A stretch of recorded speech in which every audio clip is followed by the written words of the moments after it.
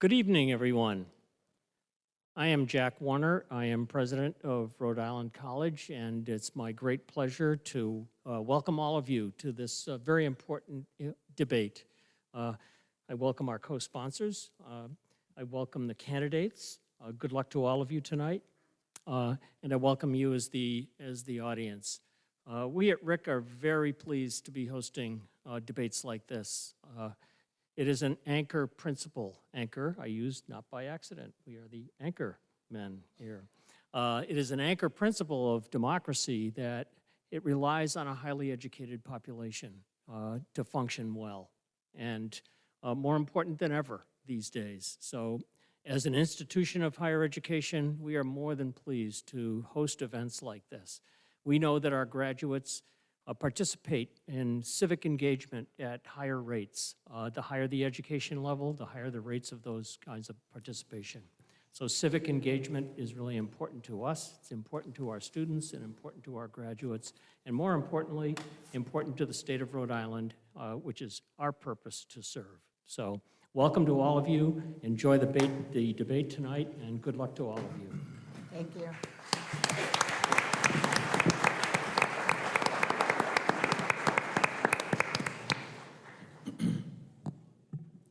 Good evening and hello everyone. I'm Hernandez, morning host at the Public's Radio.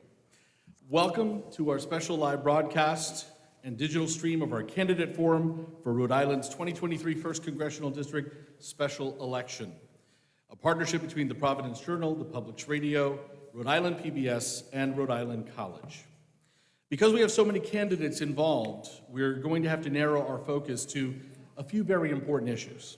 We're hoping that gives you a chance to get to know these candidates and to help you in deciding who you're going to vote for come September 5th.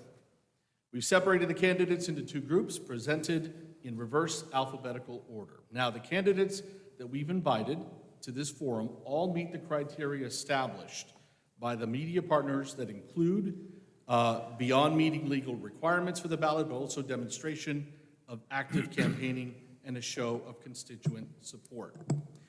In this first hour, we're going to meet from these candidates. Let me introduce them to you. We have Aaron Regenberg, former 4th District Representative of Rhode Island House.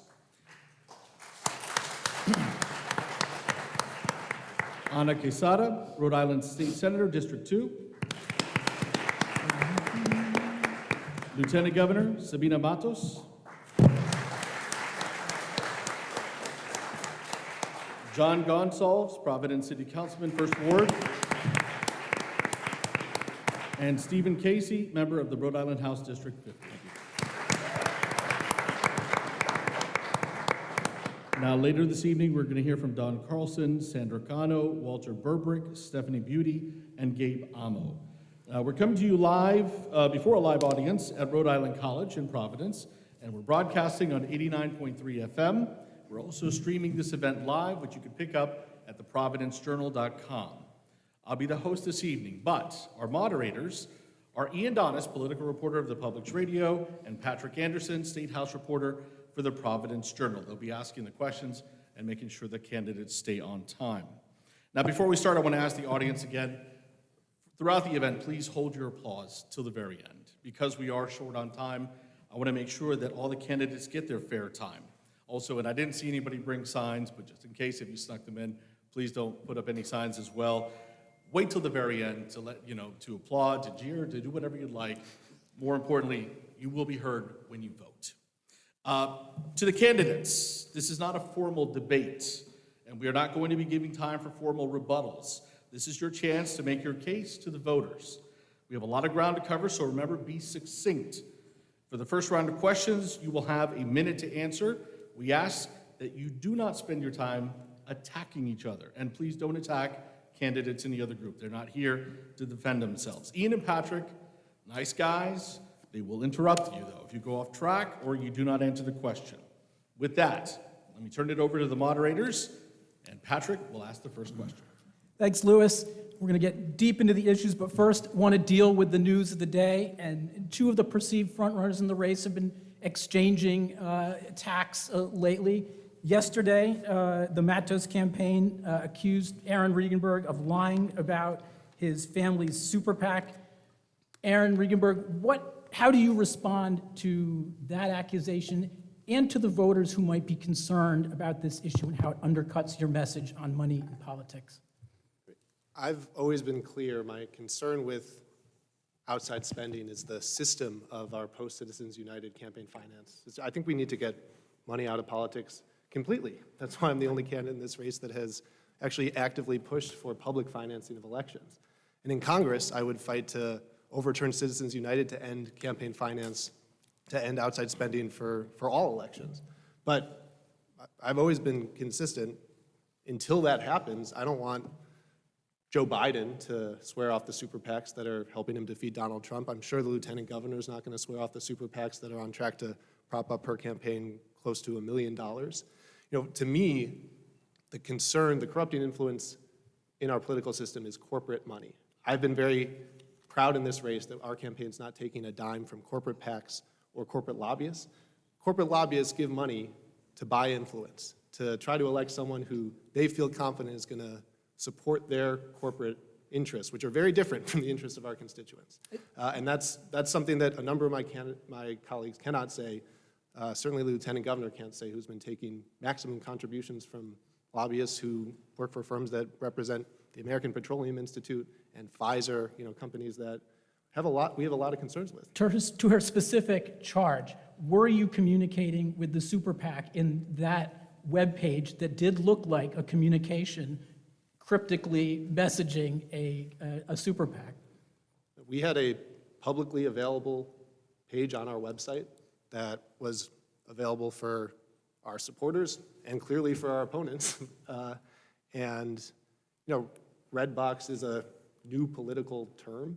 I think there's a lot of debate and disagreement over what actually constitutes a red box. At Thursday's debate, I was, I think, too definitive in my response in a heated back and forth with a lot of accusations flying around. I was too definitive in my response to the lieutenant governor. There's a number of candidates in this campaign who have pages on their websites that could or couldn't be described as red boxes. Don Carlson has one. Gabe Amo has a literal red box. Lieutenant governor has a page on her website that is extremely similar to the page that she's attacking me for, that she has said is not a red box. Lieutenant Governor, how do you respond? Thank you. This is about someone being very hypocrite about what he says in one hand and what he does on the other one. This is about someone that was calling for everyone to not take money and to take money and saying that we should take money out of politics. And then this is about the honesty, because he says he's against super PAC. He had a secret button in his website that you have to go looking for it in order to find it, right? Giving a signal to a particular PAC that is funded by his family, his father-in-law and his mother. And he was hiding it. It was just intentionally there for that PAC. Then he took it down. He deleted it, tried to cover his track because he thought no one was going to find it. And when confronted with this, he lied about it. So this is not about a red box. This is about a red flag for the voters about who he is. And brief, 30 seconds. To be clear, this was a publicly available page on our website. Sabina, respectfully, I have trouble wrapping my head around the extent of your hypocrisy on this. I mean, your campaign has been engaging in coordination with your super PACs at an order of magnitude beyond anyone else in this race. I mean, your super PAC's media consultant sent a message laying out the exact number of TV broadcast points that they were buying, when they were buying them, so that you could precisely coordinate. And on Friday, the let's not lieutenant change the topic. On Friday, the You lieutenant lied. governor. You'll get 30 seconds. First of all, we were in no way dishonest. I already said on Thursday, in a heated debate, I should have chosen my words more carefully about what is clearly a complicated, nuanced political term that there's a lot of disagreement So on. you admit now that On you did Sunday, have one. on Friday, the lieutenant governor released a memo clearly to her super PACs actively telling them to change course and start attacking our campaign to turn this into a negative smear campaign. Sabina Mattis, 30 seconds, then we have to let the other candidates have their say. Okay, let's don't forget this. You lied about it. You thought you had deleted every record of it from the internet, and we were able to find it. That's why when I asked you the question, and I asked it twice, I gave you a second chance for you to correct yourself, just in case if you didn't hear me correctly. You lied to the voters. You said you didn't have one. And on top of that, the way how you had your information, Okay, that's time. you have to be, you have gotta to go let and look for it. Anna Casado. Patrick, we have not been dishonest about anything. In a debate, I should have chosen my words more carefully about a complicated topic. Lieutenant Governor has a page on her website that is extremely We're similar to moving the on. page she's Anna attacking. Casado, She has said that it's not a red box. There's a lot of disagreement about what actually constitutes or doesn't constitute a red box, and I should have been more nuanced on Thursday. Ms. Casado, what do you think about this whole controversy between these two candidates? Good afternoon. Well, it's very noticed that I'm not saying that I really believe he lied about it because he knew. I don't believe that he didn't know that his parents or his father-in-law was doing this for him. That's the part I don't believe on Adam.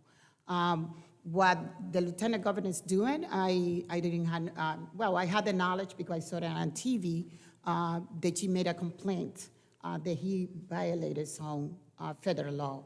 But, you know, that's between everybody. I think we all, and it's like Lieutenant Governor, she's talking about she's the person who being the first candidate who been advocating for women's rights. I never seen the Lieutenant Governor doing anything on that. You know, see somebody done this in this debate is me, that we voted on 2019 about the women's right to choose. I never saw, even she didn't even went to testify against it or in favor of, but she taking advantage of that in her ad on TV. John Gonsalves, what do you think about this issue? Is this important? Thank you, Patrick, for this question. I'd like to focus on the issues. I'm John Gonsalves, and I'm offering an alternative. No one cares about the damn signatures or the red boxes. Let's focus on the things that Rhode Islanders care about. When I was on the doors this past weekend, yeah, give it up for that, absolutely. Yeah, when I was on the doors this past weekend, I was speaking to a woman in East Providence who told me that she was in the emergency room for 6 hours and she came out with a $17,000 bill. These are the issues that we need to be focusing on. The spats going on between elected officials or folks who are running in this race, quite frankly, I just want to focus on the issues. I want to focus on the things that people in Rhode Island care about, and I hope that you'll see us as an alternative to what we're seeing, which is, this is pitiful. The fact that we're spending so much time arguing about red boxes, signatures, and not focusing on the issues that Rhode Islanders care about, I'm just going to say that plainly, let's focus on the issues. Stephen Casey, what do you think about this? Thank you, Patrick. So I have a little bit of an opinion in agreement with John, which some people may find that amusing. But with John, I truly believe that we are wasting time. But in my case, I truly believe that we've created another situation where Rhode Island politics has another mark on it. And I think that's a shame. I think what we've created is trust issues amongst our electeds and the people that are running for office. I think people are concerned now that they cannot trust the person who's running for office, and I think that's the most shameful part of this. We need to move on to new questions. I'm turning it over to Ian Donnis. It probably hasn't escaped your attention that we're coming up on a presidential election next year. Last week, Quinnipiac University found in a survey that a vast majority of Americans are very worried about what they consider a threat to our democratic system of government. Let's start with Stephen Casey. What legislation would you introduce to address that concern? Can you clarify the question? You're talking about what is the threat Well, that I they're think saying? the concern is about the election denialism movement, the level of polarization we see in this country, the possibility that the outcome of the election could undo certain criminal prosecutions, things like that. Well, I think really the problem with elections and the problem with politics right now is the polarization. We see it on the state level, and we see it on the national level. The problem with politics right now is people can't agree to disagree on certain things. And that's the problem. We're not bringing people together. Even with the people on the panel here, I respect every one of them, and the other folks in the green room, I respect every one of them, and I'm willing to talk to them. But that's the problem. You have extreme left and right personalities, left and right, I would say, ideologies. And we've been holding up the country for years now because of these ideologies. People can't get together and agree on one thing. So we need to agree to disagree on what we don't agree on, and let's get together on the things we agree on and work from there. Mr. Gonsalves, what would you do? Please hold your applause. Mr. Gonsalves, what would you do about the perceived threat to our system of government? Sure, but with all due respect, Mr. Casey, there are serious threats to our democracy. And those democracy is so important, and we need to call that out. So the hate and extremism that we're experiencing domestically, the terrible anti-Semitism, the anti-Black and anti-gay rhetoric, we need to hold the line on our values. And look, that is not being polarizing. That is being inclusive, and that is making sure that we stand up for everyday people who live in Rhode Island. And let's just be frank, the MAGA Republicans are intent on ripping away our basic human rights. So that's not about being divisive. That's about being clear in our values and saying we stand for the people that we represent, and that's exactly what I would do should I be elected your next congressperson. Sabina Matos, if you're the next member of Congress from CD1, what legislation would you introduce to get at this concern? Well, I would support the For the People Act that has already been worked on, but democracy is very important to me. I have mentioned before, I grew up outside of this country. I came here when I was 20 years old without knowing the language, work in the factory and learn the language after work. And I have been able to serve in the city council and also serve as lieutenant governor and now running for Congress. This is something that would not happen in another country. I believe that only happens here in America. It's unique to America because of the strong democracy that we have. And we have to protect democracy. I'm worried every time that I see that in this country we're taking democracy for granted. And if we lose democracy, we lose faith in the institution, that's going to destroy this country. I'm sorry. I believe that we have to do everything we can to protect the democracy that we have. Ana Casada, same question for you. Well, we can see this, our country is divided. And not just our country, our party, both of them are divided. The Democrats, the Republicans, they are divided inside themselves. Then it's a lot of work that needs to be done. And I think the hate, the discrimination, started when Donald Trump won the election. Is there a bill you would introduce to address these concerns? Yeah, the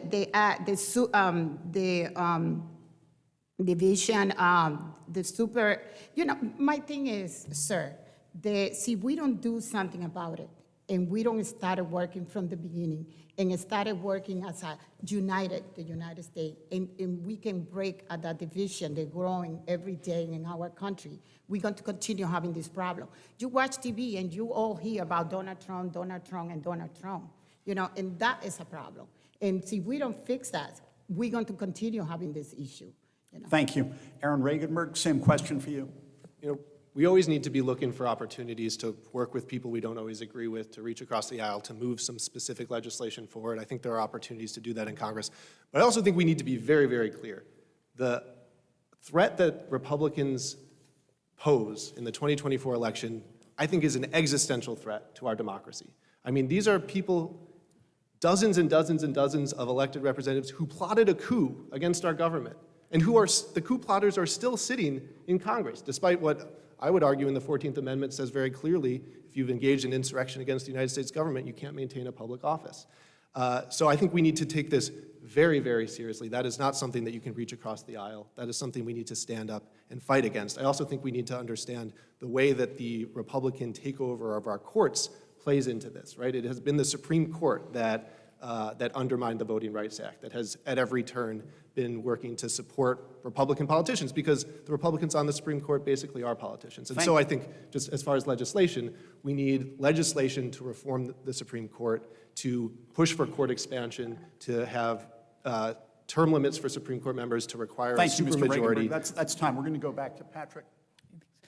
Two of the candidates on the stage were on the Providence City Council in 2020 after the killing of George Floyd and called for a reduction in police spending. Sabina Matos and John Gonsalves were there. That didn't happen. Starting with Sabina Matos, do you still believe that's needed, or have you changed your view on defunding the police or reducing police spending? I think we went through this last year when I was running, and I clarified, and I said several times, I did not call for the defund of the police. My request was to dedicate funding for other programs that support the police, and that's what we did. We dedicated $200,000 for the GOLD Team, which is a program with family services that right alongside police officers, because we're asking the police to respond to everything, even for things that are not police-related matters. So that was my position, funding for programs that are supporting the police officers in the work that they do. But funding for police actually increased in those next 2 years. Did you change your position on reducing the number of police? If you look at my record, I voted for 10 budgets while I was in the city council, and every one of those budgets included funding for the police. There was never a defunding the police on that. So you didn't mean to reduce it when you called for reducing it? I did not call for reducing the police budget. What I did is I called for funding for other programs that work alongside the police, like the GOLD Team from Family Services, and that's what we did with the funding for that program. John Gonsalves, you also said you weren't going to support the budget if it didn't include a reduction in police spending. What happened? Yes, but the term defunding the police is a very, very divisive term. So my intent was always about making sure that we had resources to help behavioral services, to help people who are undergoing mental health crises. And we were able to push and advocate for that funding. Look, I was in the non-leadership at the time, and I can tell you we put a lot of pressure on the leadership, including council president, to make sure that we had resources in our budget allocated to address this very issue. But let me be very clear. As a local elected official, I understand probably better than anyone on this stage the kind of work that our police department does for our communities day in and day out to keep our communities safe. I have a great partnership with our local police department. We work really, really hard to keep our communities safe. Now, we need to have balance in that. I just was out at the graduation for our new recruits, and you hear about it from police officers themselves. They want to see more robust mechanisms in order for them to address violent crime in our city while freeing them up from doing the hard work that policing requires. Thank you. Stephen Casey, what do you think about those calls for either defunding or reducing police spending back then?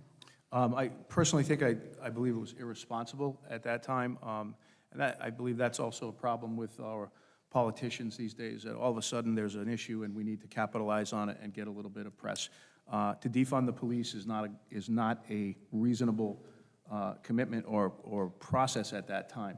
And since then, there have been measures that have taken place, police training to deal with issues, to deal with mental health issues, people with mental health issues, but also we've instituted body cameras in the state of Rhode Island for all the police departments. I think that protects the police themselves, and it also protects the people that they're dealing with. So I think these are responsible ways of doing things. Thank you. And Mr. Regenberg, what do you think about whether we need more police or fewer police on the streets? I don't think we should be reducing the police budget, but I think we should be honest with the place that the movement for Black Lives was coming from, a place of deep pain and trauma.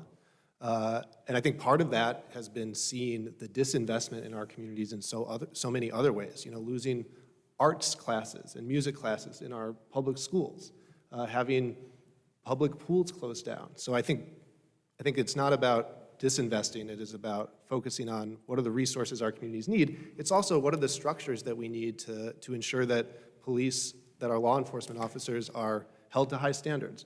Right now there's been a campaign in Rhode Island to get rid of the Law Enforcement Officers' Bill of Rights, which is a state statute that makes it basically impossible for mayors, for police chiefs to hold law enforcement officers accountable when they do engage in conduct that is unacceptable, that undermines community trust in the police.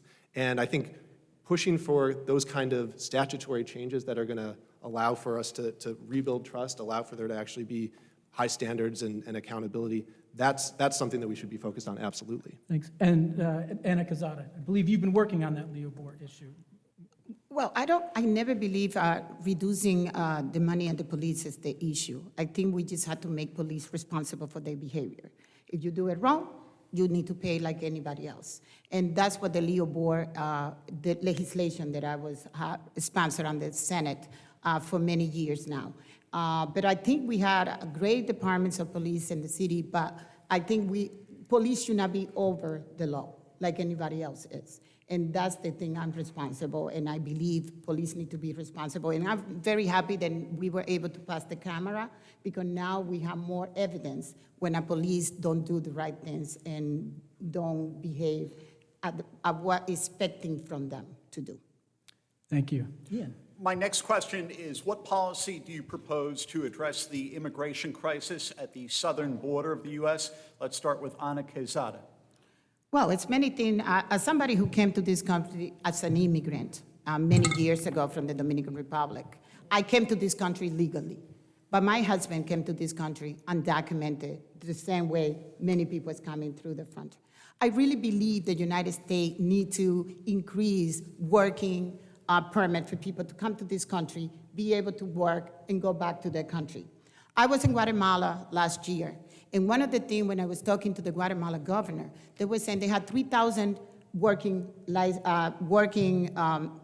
permit for people to come to this country, work, and go back to their country. And I think we need to go back to that. I think people don't want to come to this country undocumented. People coming here to looking for a better opportunity. People are coming here because they're fleeing for climate change. People are coming here because they want a better future for their family.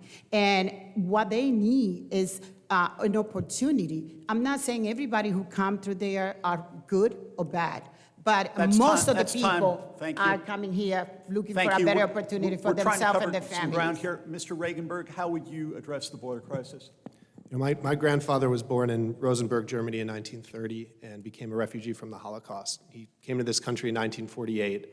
Most of his family didn't survive, and a big part of the reason was strict quotas on the number of Jews that countries would accept. When we're thinking about our asylum policy at the border, I think we need to be focused on the protection of human life. And I don't think that our current policy is prioritizing that. Our current policy is very similar to the policy that was designed by Stephen Miller under the Trump administration. And again, as Senator Quezada said, folks who are seeking asylum are doing so because they are in danger, because there's violence, because there's climate catastrophe that took away their home and their ability to survive. And I think that we need an asylum policy that is understanding that, is prioritizing, again, the protection of human life. That's something that, I only am alive today because there was a policy like that allowed my grandfather to survive. Ms. Matos, how would you address the border crisis? Thank you. As someone that, in order to come to this country, my family, my mother had to wait 10 years in the immigration process in order to come here, because for her to come sooner, believe it or not, she will have to get divorced in order to come here for her mother to do the petition, my grandmother, who's now 99 years old. So I understand the challenges, how broken the immigration system is. We have to wait 10 years to get here. There are people waiting many years to be able to legalize their documentation. What I believe we have to do right now, the Democratic Party unfortunately doesn't have control of the House, is the Republican. So we have to work with the Republicans that are willing to work on immigration reform.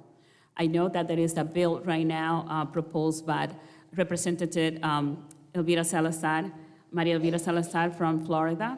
She's a Republican. It's not a perfect bill, but it's a beginning. And right now, they are the ones that are in control, so we have to work with them to get immigration reform done. Mr. Casey? The Statue of Liberty says, "Give us your tired, you're hungry, you're poor, and you're downtrodden." We are the melting pot. We should not refuse asylum to anybody who seeks it for whatever reason that their life is untenable wherever they are. I do believe that we need to have specific measures to keep people who can undermine the safety of the United States out of the United States. I think we need to have specific security measures to do that, but to refuse anyone asylum because they have an untenable situation is wrong. Mr. Gonsalves. So this issue is very personal to me. My mom immigrated to the United States in the 1980s, and both of her parents had died. And she raised us in a single-parent household, and as the son of immigrants, I think we need to do everything in our power to make sure that immigrants are treated with dignity and respect. It's why I support the American Dream and Promise Act. I also support the American Families United Act and the Dignity for Detained Immigrants Act, which are pieces of federal legislation that would address this very issue. We need to treat people with dignity and respect. It's my story. When I was 12 years old, in fact, my mom would go around to every single event that Congressman Cicilline was having at the time to try to get me into a public school in Providence. And if it wasn't for his leadership and his intervention, my trajectory from Providence Public Schools to the Wheeler School to Brown University wouldn't have been the same. We have to treat our immigrants with dignity and respect. Thank you, Mr. And as your next Gonsalves. congressperson, I'll fight for that. I'm going to try to get one more question in, so 45 seconds on this one, and we'll start with Mr. Gonsalves. Climate change, even if we agree big oil is responsible for climate change, what would you do to practically decarbonize our economy and push us towards decarbonization? Sure. So practically, it's the work that I've been doing at the federal level. So we have been responsible for administering over $166 million in ARPA relief dollars here in the city of Providence. I'm actually proud of my legislation at the local level. So I was the lead sponsor on our right to charge law, which will allow us and enable us to leverage millions and millions in federal funds to address climate change. I was also the lead sponsor on our bill to try to expand composting citywide. And we're doing a lot of other important things in the city of Providence. But ultimately, we need to work towards addressing the most aggressive climate legislation, particularly at the federal level. It's why I've been on record, even as a local councilman, about the Green New Deal. Thank you. That's 45 seconds. Yes. Stephen Casey, practical things that we can do to move towards wind, solar, whatever, decarbonization. Well, practical things right now include grid upgrades, which is going to probably take some federal legislation, because right now I don't believe that the grid can handle what we're trying to do. We have states that are currently enrolling brownouts on a constant level, and I think that's unacceptable.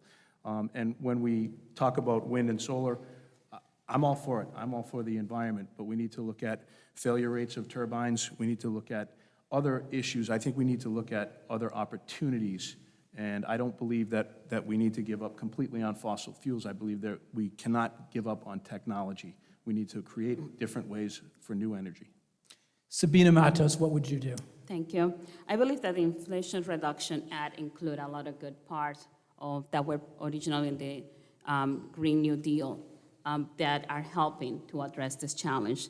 Some of the things that we have been doing here locally in the state of Rhode Island, we have been leading in the offshore wind development. We need to continue that. We also need to continue to incentivize the individuals and corporations to move from to electric vehicles and provide incentives and rebates. So that's some of the steps we have to take, but I always worry about what is the planet that we're leaving to the next generation, to my kids. And I think we have to take the steps to help address that. And Rhode Island honestly has been leading in this space. Anna Quezada, specific things. Well, climate change is a big deal for everybody, and we are very concerned because without a planet, we're not going to have no, if we don't have a planet, we don't have no problems. But one of the things is Green New Deal Act would be a good thing. It would bring good pay jobs to the state. It will build, we need to move from gasoline car to electric cars. And I think to educate people about it, because so many people think they are too expensive, and some people can afford and some other not. I think bringing more money to give the opportunity to people of color to be able to afford to buy those kind of cars, I think it would be a great thing. And to put panel solar on the house, it would be another thing for us to be able to prevent, to get better our climate change. And Aaron Regenberg, specific actions. This is an existential threat for our civilization. July was the hottest month we've had on this planet in 125,000 years. Just last week there was a tornado in Rhode Island that lifted a car 10 feet off the ground. This is the work I've been doing for years as an organizer, working to block pollution in our communities, as a state legislator, creating new clean energy programs for our state, and as a new climate lawyer, supporting the court cases to hold big oil accountable for their environmental crimes. We need to end federal subsidies for oil and gas. We need to block the continued expansion of fossil fuel infrastructure. We need to continue funding a Green New Deal to create millions of good-paying union jobs doing that decarbonization work. I'm really proud to be the only candidate in this campaign that's been endorsed by climate and environmental organizations, local organizations like Climate Action Rhode Island, national organizations like Food and Water Watch and Friends of the Earth. Should we make carbon, gas, and oil more expensive to speed that up? So when I was a state legislator, every year that I was in the State House, Yes or no? We're running out of time, yes or no? Yes. I introduced legislation creating a state-level carbon pricing program that would protect Is consumers, that a yes or no? yes, in ways that protect consumers. Are we saying we're raising taxes, essentially? Is that what we're saying? The price of carbon, but we're now out of time and on to the next section. All right, I'll tell you what, I'll jump in for a second here, and that's a great question, and we'll have to stop for a moment. Maybe you can get back to it. I just wanted to pause for a moment here to remind everybody that you're listening to a special live broadcast and digital stream of the 2023 Special Election Forum. Again, this is a partnership between the Providence Journal, the Public Radio, Rhode Island PBS, and Rhode Island College. We are broadcasting live from Rhode Island College on 89.3 FM, and we are streaming at theprovidencejournal.com. Now, we're going to move forward to the rapid fire segment. We're looking for very brief answers, yes or no in some cases. We'll try. Again, limited time. Ian and Patrick will interrupt you if you have to. I'm going to turn it over now. Ian, you're going to kick us off with the first question. Candidates, I'm looking for yes or no answers. I'm going to ask 4 questions. We're going to go to Patrick. I'm going to take turns alternating from each end of the table. Let's start with Stephen Casey. Do you support lowering the voting age to 16? No. John Gonsalves. No. Sabina Matos. No. Ana Quezada. No. Aaron Regenberg. Yeah. Aaron Regenberg, should the United States provide F-16 fighter jets to Ukraine right now?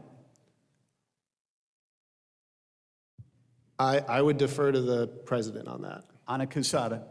Well, I think the president is doing a good job on that. Sabina Matos. We have to provide Ukraine everything that they ask us for. John Gonsalves. I would also defer to the president.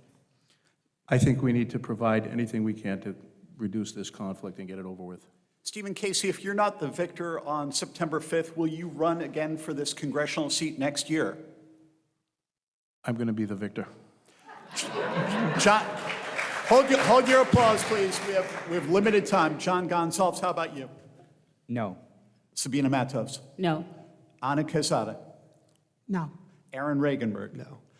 And Ms. Matos held a news conference today in which she encouraged other candidates other than Aaron Regenberg to drop out of the race or think about it and throw their support to her. Mr. Regenberg, is there any chance that you will do that?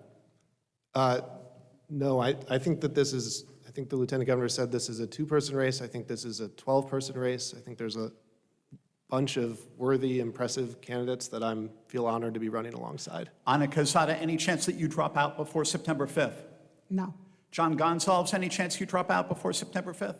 No one gave one-word answers to this, so I'm just going to say that, look, we've raised over $150,000 in this campaign. Briefly, Grassroots please, support, Mr. Gonsalves. no super PAC money. We are powered by the people. We are for the people, and we're staying in this race. Stephen Casey. I will not drop out of this race. And Ms. Matos, I don't want to leave you out. Is the fact that you're asking other candidates to drop out, is this a sign of weakness for your campaign? I'm not going to be dropping out of the race. Is that the question you're asking me, like everybody else? No, actually, the question that what I said during the press conference is, if anybody drop out of the race, I would be the first one calling them, asking them for the support. Yeah. And we'll start at the other end. Stephen Casey, would this campaign be better if we were using ranked choice voting? Yes or no? Absolutely not. Ranked choice voting is a terrible concept. John Gonsalves. Is this a one-word answer? Yes, it is. Yes or no? Sabina Matos. I will be in support of ranked choice. Anna Quezada. Me too. I think it would be better for this campaign. Aaron Regenberg. Longtime supporter of ranked choice voting. Starting with Aaron Regenberg, should the U.S. ban TikTok? Yes or no? That's a question I need to do more research on. I have a lot of concerns about the mental health impact of social media on our young people. I think we need to do a lot more regulation of social media. Anna Quezada. I have to agree with that. I think we need to do more things, especially for the youngers and teenagers that they sometimes get, used in the mental health. Sometimes they get victimized by this TikTok. Sabina Matos, should we ban it? My daughter's in the room, I have to say no. No, definitely, I'm concerned with how addicted it is, but right now I'm not ready to say that we should ban it. So as a teacher, I'm also worried about the mental health implications, but I'm going to say no and follow us at John G. PVD if you're out there. And Stephen Casey.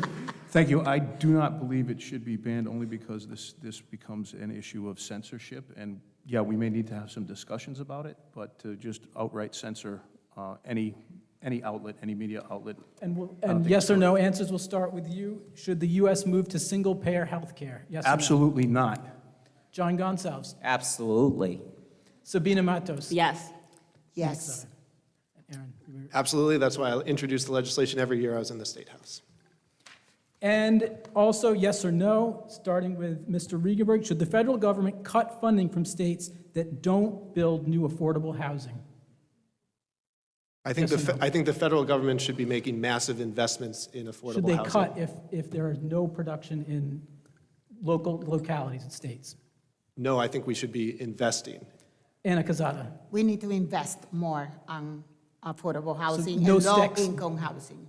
Sabina Matos. We shouldn't cut the funding because there's still people that need housing in those states. John Gonsalves. No hesitation. We should spur more affordable housing, just the bottom line. So Stephen Casey. I don't believe we need to cut, no. And are we back to? All right, I can run with it. Yeah. Stephen Casey, do you support statehood for Washington, D.C.? No. John Gonsalves? yes. Sabina Matos? Yes. Anna Quezada? Yes. Aaron Regenberg? Absolutely. Aaron Regenberg, what letter grade would you give to Governor McKee for his job performance? We've got a bit of a history. I've had a lot of concerns recently. I'd give him a D+. Anna Quezada? It's a hard question. I think it's too soon for us to give him a bad credit, but I think he can do better. Sabina Matos? I think the job is not done yet, so I cannot give him a greater grade. I think right now he's still doing the work. John Gonsalves? I'd also give him an incomplete. Stephen Casey? If we're talking about a grading system as in school report cards, I think a B right now, but he's got room for improvement. Stephen Casey, what is the last book that you've read? Oh, Lord.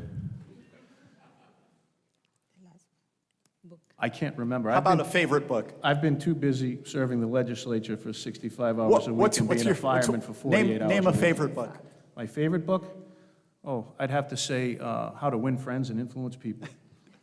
John Gonsalves, your most recently read book. Well, I read multiple books at the same time. So Sapiens and Start With Why. Sabina Matos? I have several, but the one that I think has given me pause and a lot to think about is called Think Again, The Power of Knowing What You Don't Know. Anna Quezada? The Dream of My Father for Barack Obama. Aaron Regenberg? I've got an old copy of The Grapes of Wrath from high school that I take out when I need to have some comfort, and during this campaign, I've been reading that. And one more from me before we go back to Patrick. Aaron Regenberg, did President Biden and his administration move too slowly in responding to inflation?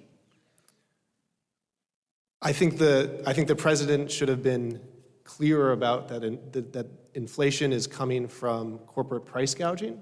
I think that the Fed's response to inflation, where they're putting the entire burden on low-income people, on workers, has been egregious and immoral. Thank you. Ana Quesada. Yes, I think he did, but I think we need to make big corporations responsible for that too. Sabina Matos. I think the president has been doing a really good work on addressing inflation, whatever is under his control. John Gonsalves. Yes, he was too slow. The income inequality that we're experiencing in our country is devastating. We need to address this issue faster. Stephen Casey. I believe he could have moved faster, yes. And we'll start back, back to Stephen Casey. If elected to the office, what foreign country would be the first that you would visit in your official capacity as congressman? I think I'd like to go to Ireland. John Gonsalves. I would like to go to Portugal. Sabina Matos. Israel, Israel. Oh, I should have said that too. Sorry. Ana Quesada. And to be honest, that's one of the countries that I would love to see first because of the issue they're having in Israel. Any others? If that one's taken, what's your next choice? Can we go on a trip Switzerland? together? I would love to go to Switzerland because I think they have one of the best gun controls. And I would like to learn more about it, especially with all the gun problems that we're having in this country. Aaron Regenberg, foreign trip? I wouldn't do this during the campaign, but if I were elected, I'd like to go to Ukraine to see the actual reality on the ground. And then we'll continue lightning round with Aaron. Do you think the United States would benefit from more nuclear power in its decarbonization effort or less? So I think that, I definitely don't think that we should be taking any current nuclear power plants offline. I also think that nuclear power plants are, in general, incredibly expensive and take a very long time to create new ones and bring them online. And we already have wind, solar, geothermal. Status quo, keeping, I think we should focus on wind, solar, geothermal, which are more efficient, cheaper, and we already have the technology. Ana Quesada, more nuclear, same or less? I would say less. Sabina I would Matos? say stay the same, but we need to find alternative energy sources, so I'm open to exploring. But for now, staying the same. John Gonsalves? I would say less. There are alternative forms of energy. And Stephen Casey? I would more- advocate for more nuclear power. This is clean energy. And should we, and we'll start back with Stephen Casey, should we restore the salt tax deduction, the federal level? Yes or no? Was that a yes? Yes. John Gonsalves? No. Sabina Matos? No. Ana Quesada? No. And Aaron Regenberg? No. And We've got a little bit of extra time in this segment, so I'm going to go to a more open-ended question. Please confine your answers to 45 seconds. There's a lot of overlap between all of you on issues. Mr. Casey is less liberal, but even he said recently that it was a mistake for him to vote against Rhode Island's abortion protection law in 2019, so you're all close on the abortion issue. What difference does it make who wins this in terms of what is at stake in this race? And let's start with Mr. Casey. I think what's at stake here is trust. I think people need somebody that they can trust. And with the issue with, some people have said there's a flip-flop regarding abortion issues, but what the case is that at heart, I am a constitutionalist. I believe that people have fought and died for our rights under the Constitution. They wrote a check, our service people wrote a check up to and including their lives to defend our rights under the Constitution. And I will protect a woman's right to have an abortion under the Constitution. I am pro-life. Let's not make a mistake about it. But I expect... Thank you, Mr. Casey. That's time. John Gonsalves, what's at stake in this election? I think what's at stake in this election is making sure that we have a representative that puts people first. I think, you hear a lot about the super PAC money, the big money flowing into this election, and quite frankly, we are the campaign that's not taking that kind of money. So I hope that I can offer an alternative. But the other piece is lived experience. You know, I grew up in the city of Providence. I've spent probably more time as a kid in the city of Providence than anybody else on this stage. But the reason why I fight so hard is because I grew up in poverty. I know what it means to go to bed hungry, and I know what it feels like to be discriminated because of the color of my skin. And I would say, second, I'm a teacher. I'm an elementary school teacher, and I've been a teacher for nearly the last decade, but a very effective legislator at the local level. And I'm running because of the fact that I have to teach my kids, my fourth graders, about active shooter drills instead of teaching them about multiplication and division. Thank you, Mr. Gonsalves. That's time. Ms. Matos, there's a lot of overlap between you and Mr. Regenberg on the issues. What difference does it make whether either one of you or someone else wins this election? So there's a lot at stake in this election: democracy, women's right to choose, gun safety legislation, and representation. Those are part of the things that are on the ballot on this election in September. There's many different things between me and Mr. Regenberg. One of them is my experience. I have the experience of being elected office for more than 10 years at the local level, the Providence City Council, being the president of the Providence City Council, serving as lieutenant governor of the whole state of Rhode Island for the past 2 years. Bringing that experience to Washington, I'm the most qualified candidate in this table that can represent the people of Rhode Island and advocate for the people of Rhode Island, because I do have the experience of getting things done. Mr. Regenberg, what difference does it make who wins this election on September 5th? You know, this is a district that can support, I think, more than just one more Democratic vote. You know, our community can support someone who is going to be an organizer up there, someone who can marshal Democrats to stand up and fight against the Republican attacks on our rights and democracy, someone who's going to push the Democratic Party when necessary to be the best version of itself that it can be. That's the work that I've been doing here in Rhode Island for many years. I think that's why we've been endorsed by the Congressional Progressive Caucus, the caucus that David Cicilline helped to lead. That's why we've been endorsed by U.S. Senator Bernie Sanders, who's actually going to be here in Providence this Sunday at the Columbus Theater in Providence. Doors open at noon if anyone wants to join. You know, I've actually have a record in this race of having stood up to Big Pharma and health insurance giants to push for Medicare for all, of taking on big oil to win real climate action. That's the kind of work that I think we need to be doing in Washington. Thank you. Anna Quezada, what is at stake in this election? It's many things. I think we need to send a regular Rhode Island, somebody who worked hard for everything I had in my life. I was a welfare mom. I was somebody who worked in the factory most of my life. I think it would be somebody, if somebody in here passed legislation, that would be me. I'm somebody who do not say what I'm going to do. And one of the things that we need to send a woman of color to Congress, but somebody with experience, not somebody who said she's the best one over here, but she never passed a legislation in her life. Then it's just somebody who's going to be doing the work for hardworking families in Rhode Island. And that would be me. I know what it is to be at a welfare office. I know what it is to be in the factory floor for many years. I'm somebody who went to college late in my life. I'm a regular Rhode Island who work hard and will fight for hardworking family in Rhode Island. Thank you. My turn. I was asking that question. All right. First of all, I just want to say thank you to all the candidates for taking the time to share with us and letting the voters know who you are. Our first hour now comes to a close. I would like to thank the candidates in group. We do need to do closing statements. Sorry, yes, we are. Okay, Yes. see, that's what I was, okay. My apologies. My apologies. That's why I sent you a note. All right. Instead, we're going to do our closing statements. That's what I thought was happening. Let's do this. And we haven't set up. My apologies. It's time for the closing statements from each of the candidates. You have 60 seconds. And Starting with we're going to start with? Anna Quezada's first Go 60 for it. seconds closing statement. My closing statement is, don't let Washington to come here. Let's take Washington to Rhode Island. Let's take Rhode Island to Washington.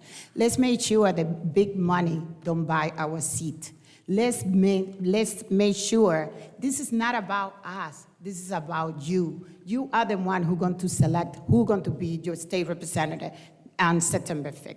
And I'm asking you to vote for Senator Quesada, because I'm somebody who, for the last 8 years, been represented one of the poor neighborhood in this district, somebody who worked hard, who passed the minimum wage, who passed the DULA legislation, who passed many, many legislation who affect working family. And that's what I would do in Washington. I would fight for you. I would work hard every single day. I'm ready, because I'm part of the legislation in here for years, and it's not the same, but it's very similar. I can guarantee you, if you send me to Washington, I will fight for you. I will work hard every single day in my life. Thank you. Aaron Reberg, 60 seconds, closing statement. You know, for years, we've been, I think, really lucky to be represented by a real progressive champion, right? David Cicilline was more than just one more Democratic vote, right? He was a leader in taking the fight to Republicans, standing up to their attacks. He had the courage to actually stand up to the biggest corporations in the world. You know, I'm running for Congress because I think we need more of that kind of advocacy in Washington.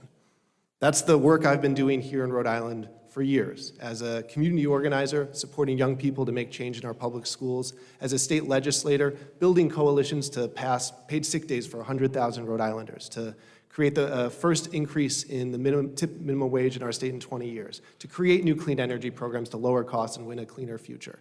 You know, in the next 2 weeks, my opponents are going to be coming after me for whatever attacks they can think of. But anyone who's pushed hard for change knows that comes with the territory. I know that together we can build an economy that works for everyone, a government that works for everyone. We can win a future that is livable for our kids. I'm excited to get to work, and I'm honored to ask for your support on September 5th. Sabina Matos, 60 seconds, closing statement. Thank you. Thank you for this opportunity. In this election on September 5th, and since last Wednesday, because we have early voting already happening, what is on the ballot is democracy. I remember watching the news on January 6th, and I couldn't believe that the images that I thought were here in the United States. That is on the ballot. A woman's right to choose. If you look at the news right now, just last week, there was another legislation, another ruling that came from the courts. It gets prohibiting abortion by mail, and that is on the ballot. Gun safety legislation to make sure that we remove assault weapons from our street. That is on the ballot. Representation, making sure that the state of Rhode Island have the representation of a female voice and the federal delegation. That is on the ballot. Social Security and Medicare protections to make sure that people like my parents and my grandmother, who's 99 years old, has a protection for their Social Security so they can pay for their medication and their housing. That is on the ballot. Thank you. I ask you to vote for me. That's time. And Stephen Casey, 60 seconds, closing statement. Thank you. Rhode Islanders want a congressman that they can trust. I'm running for Congress because I believe you folks can trust me. As an Eagle Scout and a Freemason, the tenets of these organizations are based on trust and loyalty. You also need a leader in the State House, and for 10 years I've been serving at the State House in leadership roles. Nobody at this table and nobody in the green room has the experience that I have. As a firefighter, I believe I've seen and I understand the struggles that people go through, and I've been endorsed by every public safety union in the state of Rhode Island.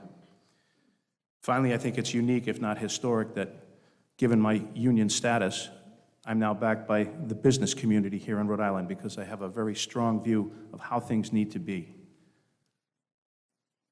Look around. I believe you folks can trust me. I think you're looking for a leader. I'm that leader. I'm Stephen Casey, and I'm running for Congress. I expect and would like your vote.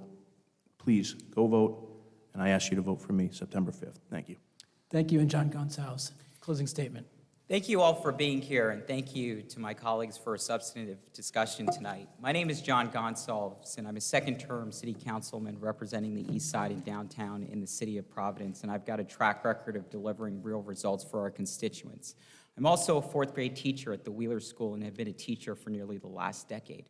I'm running for Congress to put people first. I was born here in Rhode Island to a single mother, and despite growing up in poverty, I was able to go from Providence Public Schools to Brown University. But let's face it, Washington isn't working for us. The economy is doing good for the pharmaceutical industry. It's not just doing good for our seniors trying to fill their prescriptions. It's doing good for the big oil and gun lobby, but it's hampering the ability of my fourth graders to have a bright future that's not ravaged by our climate crisis or gun violence. I'm running because I believe in a future where everyone, not just the rich and the privileged, have a fair shot. So please join me at John G. for Congress, and please send this teacher to Congress. Thank you. It's time. All right, now we're done. All right. I want to thank our candidates, Aaron Regenberg, Ana Quesada, Sabina Matos, John Gonsalves, and Stephen Casey. Thank you for taking the time to be with us tonight.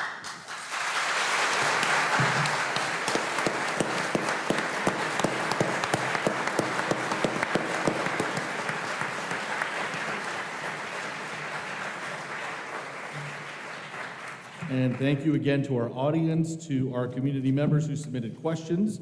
Again, you're listening to a special live broadcast and digital stream of the 2023 Special Election Forum, a partnership between the Providence Journal, the Public Radio, Rhode Island PBS, and Rhode Island College. We are broadcasting live from Rhode Island College on 89.3 FM, streaming live at theprovidencejournal.com. We're going to take a quick break here and get our second group of Democratic candidates in momentarily. All right, good evening, everyone. Again, thank you so much for being here. I'm Luis Hernandez, host of the morning show on the Public Radio. Welcome back to the special live broadcast and digital stream of our candidate forum for the Rhode Island's 2023 First Congressional District special election. This is a partnership between the Providence Journal, the Public Radio, Rhode Island PBS, and Rhode Island College. Let's now meet the second group of candidates. First, Jamestown businessman Don Carlson. You can go ahead and give a round of applause if you'd like. Thank you. Sandra Cano, Rhode Island Senator in District 8. Veteran Walter Burbrick of Middletown. Stephanie Beauty, who ran last year for Secretary of State. And Gabe Amo, former Deputy Director of the White House Office of Intergovernmental Affairs. Again, we're coming to you live before a live audience at Rhode Island College in Providence, broadcasting on 89.3 FM. This is also streaming live on theprovidencejournal.com. I will be the host tonight. I'm joined on the stage by our political reporter at the Public Radio, Ian Donnis, and the State House reporter for the Providence Journal, Patrick Anderson. They will be asking the questions and keeping track of time. Just a couple of reminders to the audience again. Please be respectful of the candidates. Hold your applause until the end, because this will take time away from them. I didn't see any issues with signs, but if you do have any, please don't put them up. Let's wait until the very end to share our applause for the candidates and for sharing their time tonight. Candidates, again, this is not a formal debate. We're not going to be giving you time for formal rebuttals. We're looking for a lively discussion. We have a lot of ground to cover, very little time. The first round of questions, we're asking to keep your answer at a minute. As the candidates in the first group, please do not attack each other, especially candidates from the other group who cannot defend themselves. This is your time to introduce yourself to the voters, whether on the radio, live stream, or here in our audience. So I'm going to turn things over now to Ian or Patrick. They're going to, again, interrupt if you don't answer the question. They're going to keep you on time, but I'm going to pass it over to Ian, who asked the first question. Candidates, good evening. It probably hasn't escaped your attention that we're coming up on a presidential election next year. Don Carlson, let's start with you. What is the biggest mistake that President Biden has made in the White House? There's only one thing I can think that I disagree with him on, and that is sending cluster munitions to Ukraine, because I believe that's, it's forbidden under international law. And even though we're not a signatory to that treaty, I think we should have respected international law. Other than that, I think President Biden's doing a really great job. I think it's amazing that we're coming into a soft landing instead of a recession right now. Inflation is back under control. Unemployment is down and going lower. I think he's doing a fantastic job, and I think he's brought dignity and decency back to our government. And I'm super grateful for that. Sandra Cano, what has President Biden's biggest mistake been? So I am a supporter of President Biden, and in fact was a delegate for him in 2020. And I would say that right now we are under a climate crisis that is very urgent, and it brings a lot of, chaos into our lives.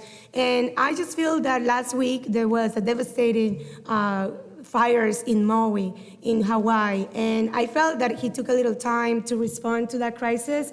I love the fact that he was visiting there yesterday, but he could have been more prompt response because the people of Hawaii really needed that reassurance that we were going to help them during this crisis. Same question for you, Walter Burbrick. Yeah, for me, it boils down to leadership, and I think your comment on the cluster munitions is interesting, but it's such a hard decision. It's such a hard decision because the Ukrainian people are clawing and fighting for their lives, and they need anything and everything that they can get their hands on to defeat the Russian threat. And so I respect your opinion, but at the same time, they're fighting for their lives. But I think the one thing I do disagree with is his decision to allow oil drilling in the Arctic off of Alaska. I've been to the Alaskan slope. I know the economy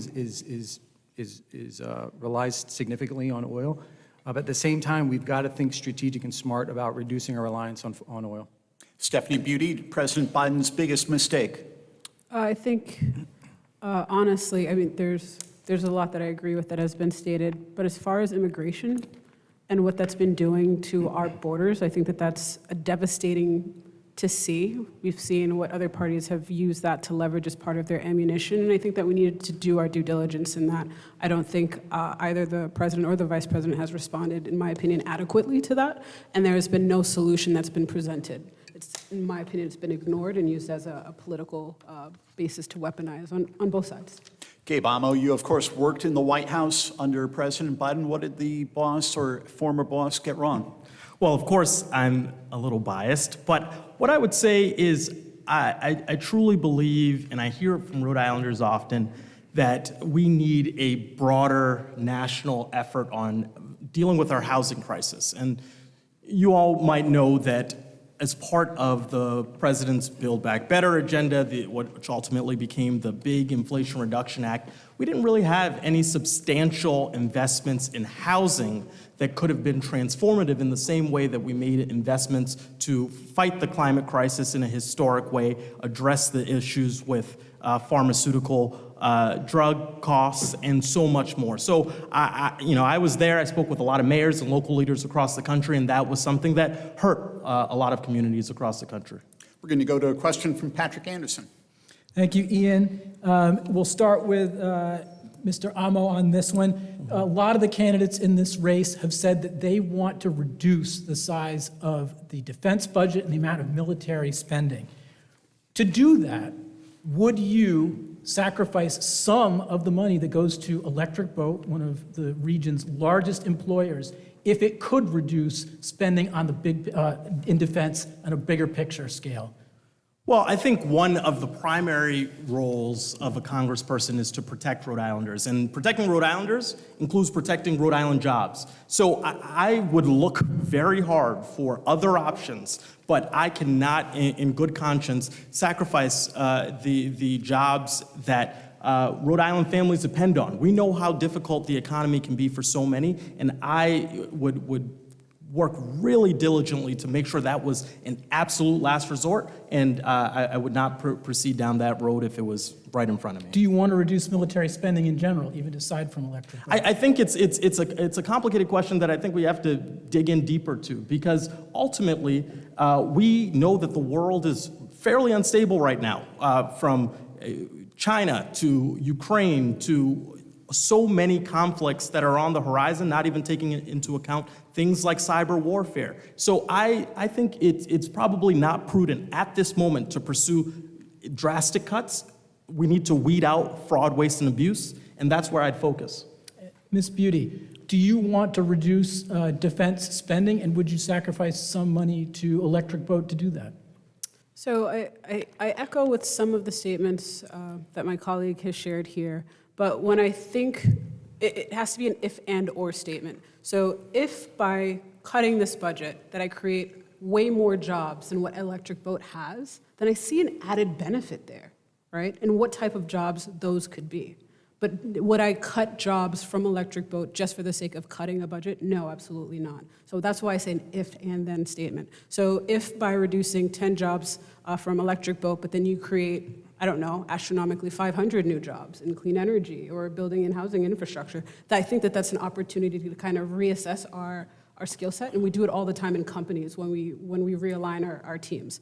As far as the issue for cybersecurity, cyber risk, we haven't invested in those areas, to be quite honest, and those have been severely underfunded. And so that's why I say it's an if and then statement, because we might be able to create new opportunities that Electric Boat might not necessarily build submarines, but have, as we're looking at Rhode Island College, to have a cyber risk and cybersecurity center here, that could be an opportunity to leverage new jobs here in Rhode Island.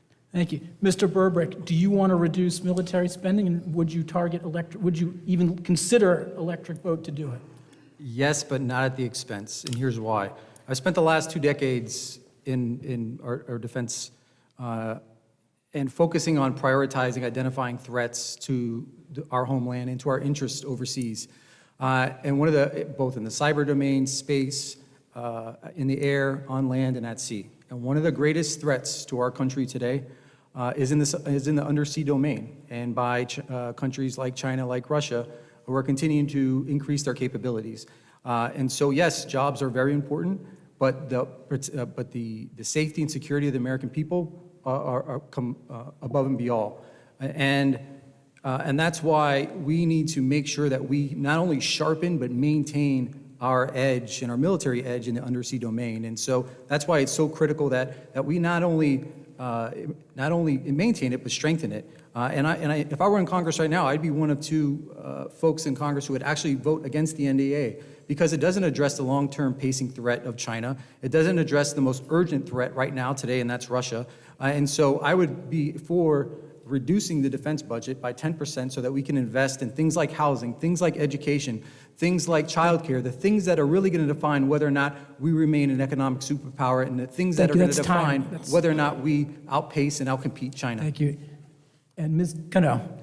So we need to have a strong military, and with a $6.27 trillion national budget, there is no reason why we need to have a reduction on our military and also taking care of the American people. I think we could do both. What we need to do is making sure that we take care and spend smart our dollars. And I think that we need someone that has the diligence to know that there is price gouging in our military. I am committed to protect the jobs in Rhode Island. And that's what I have done already as a state legislator, as a member of the Finance Committee. I see how important it is to invest in a smart way and to be able to take care also of social programs. So we can do both with a $6.27 trillion budget in the United States. So that's what I will do if elected to Congress. Should we try to cut that spending, given the size of it, in the defense budget? I think what we need to protect our military, because the American people need protection with our troops.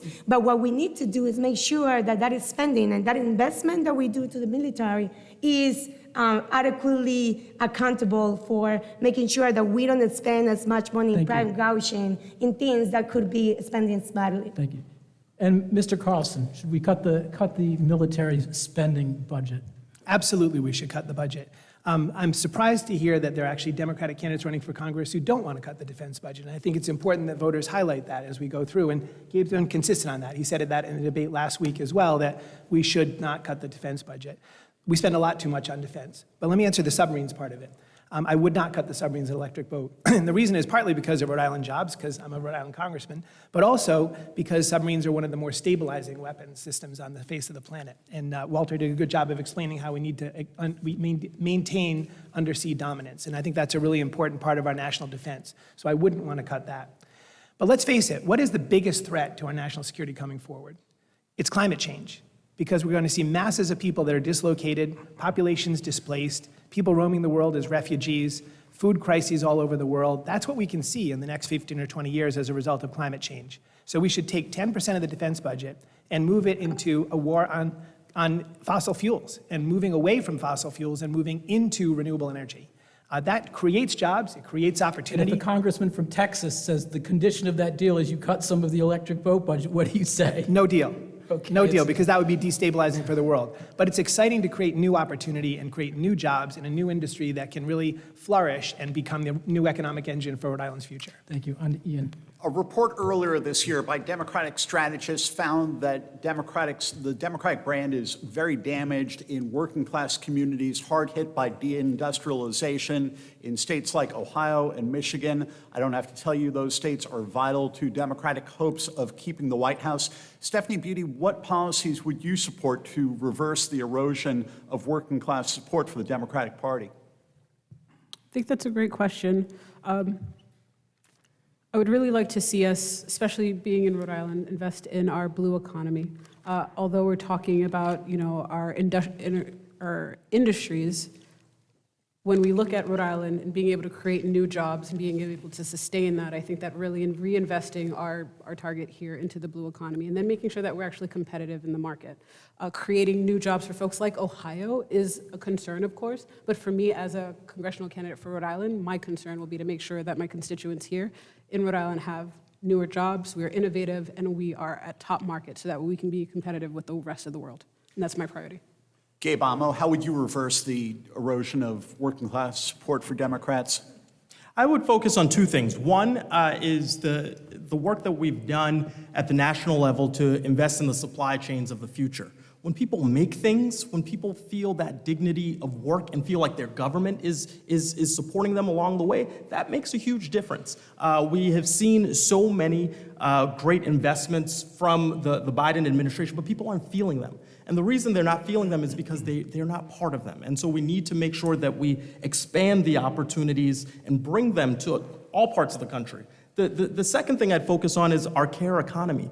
It's so critical that from protecting Social Security and investing in Medicare to also making sure that folks who are caregivers, whether it's elder care or child care, feel like everybody can be part of the economy. We know that women bear the burden of those responsibilities so often. That is another way to be accessible and create opportunity for all. So I think the disconnect. Yes. Don Carlson, Donald Trump clobbered Hillary Clinton in the town of Johnston, not far from here in 2016. How do you bring back those Democrats? The working class Democrats you're asking about. Yeah, I think the way you do it is you reinvigorate U.S. production. And again, I think the first big step on that, and I agree with Gabe on this, is some of the work that President Biden has done. The CHIPS Act, bringing back semiconductor manufacturing to the United States, that'll create a lot of really high-end, great jobs, and that's billions, tens of billions of dollars of investment. And the Inflation Reduction Act. So that provides a 10% credit if you make new renewable energy projects with domestic materials, so domestic steel, domestic solar panels. And I was just talking to the folks who are doing some of the offshore wind projects here, and they told me that they really want that 10% credit for building those projects, but they can't find enough steel in the United States. So what we really need to do is to provide financing to rebuild America's steel manufacturing. And that would answer those people in Ohio and all those places out west. I'm not sure about Johnston, but it would be a good start. And by reshoring American production, we can rebuild those jobs. How about you, Sandra Cano? So I have already based all my policies on making sure that working families have a voice as the current job that I have as a state senator. Those policies really compense from making sure that we take care of our child care system, making sure that mothers and families don't have to choose between sending their kids to school or going to work, because it is a price that they are not able to afford. So I think that the way that we need to take care of that goes to the basic need, which is education, and creating opportunities in education for working families to get the skills necessary to just enter the industries that have jobs, especially in Rhode Island. So I have been able to not only provide support as a chair of the Senate Education Committee with scholarships and programs that support the healthcare system, for example, or support the child care early educators, or making sure that people don't choose between going to work at McDonald's. Instead, they go to the care economy, because that's what Rhode Islanders need, and that's what I will bring to Congress. Walter Burbrick. My number one priority as your representative in Congress is to build a strong middle class and a lower cost for hardworking Rhode Islanders. from Woonsocket all the way to Jamestown, that is one of the biggest things that I'm hearing from folks saying, I'm running for the older woman in East Providence who can't decide whether or not she should put food on the table or pay for prescription drugs. For the younger woman who had to resign and quit her job because the child care costs more than what she took home every week. I'm running for the senior that I met in Smithfield just last week who has to travel over an hour to pay for his hearing aid at full price, right? And so, look, we need to, number one, tackle inflation. Number two, we need to prevent price gouging from big corporations. We need to create the opportunity for Rhode Islanders to have capital to start and grow and leverage their own small businesses. We need to create red tape, and we need to, and I'm going to focus on pushing federal dollars down to the local level so that we can build affordable homes quick, so that we can repair our crumbling infrastructure and invest in workforce development, because if we want to build the next generation submarine, the next generation windmill, and the next generation semiconductor, then we need the workforce. And the next question will be first to Ms. Cano. If elected to this office, what is the first earmark that you will seek from the federal pork barrel? That is an amazing question. I do believe that the earmarks need to do, and especially in this position, to help people directly. I would think that one of the earmarks that we could bring into Rhode Island is to make sure that we invest in infrastructure for climate resiliency. Our roads are turning into rivers every time that we have a storm. Every time that I go to Barrington and talk to constituents there, they're really concerned about a bridge that connects two sides of the city because there is no infrastructure and dollars that come into making sure that we take care of our resiliency in climate right now. So that would be the first earmark that I would actually look for to make sure that infrastructure dollars to municipalities in Rhode Island to take care of all the needs of our communities. Thank you. Mr. Carlson, first earmark and why? I think affordable housing in our urban core in downtown Providence, maybe even something to do with the Superman building if it becomes feasible. So some way to reinvigorate and make more vital downtown Providence with more life, more vitality, more families, working families who can afford to live there and spend their money there and bring vitality back to the city. Would this Superman building project have to be deeply affordable for you to ask for an earmark for it? Oh, I think that's right. At least part of it would have to be deeply affordable because, I think we have enough luxury apartments in the world right now. How affordable? I don't know, I wouldn't put a number on it, but I'd say it should be, the majority of people who live there should be working families. Mr. Amo, your first earmark and why? It's actually not too far from my friend Don.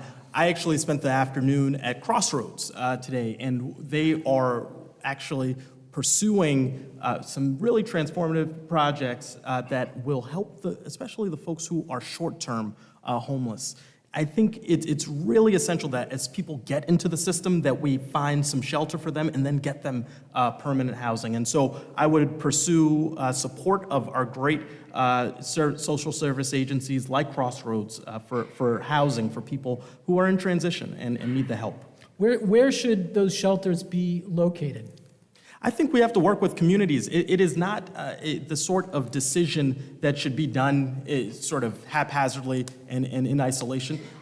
Look, there's a lot of NIMBYism as it gets to these issues, and ultimately you have to work with each community on their needs and not force things. But you should also recognize that we're all in this together. We all have to pull together to take care of the people who are in need in our communities, and I'll work to do that as a congressperson. And Senator Cano, 30 seconds on that. So as a member of the General Assembly, we already have tons of dollars in Rhode Island through the ARPA dollars to tackle the affordable housing crisis here. The problem is that we need to implement those dollars. So I do believe that my colleagues here haven't really followed the dollars that are already in Rhode Island. I want to make sure that we know that we just need to act on it. The dollars are already in Rhode Island. We need to make sure that we start building homes for Rhode Islanders right now. Mr. Burbrick, your first earmark and why? Housing, because we have a national housing crisis here in America and right here in Rhode Island. The average American spends over 50% of their paycheck on housing, right? The cost of rent, the cost of our mortgages, they're out of control. And that's why, as your representative in Congress, and I've been clear about this from the very beginning, in wanting to serve and eventually chair on the subcommittee on housing. to provide real leadership and bring resources down to the local level across our country and right here in our community.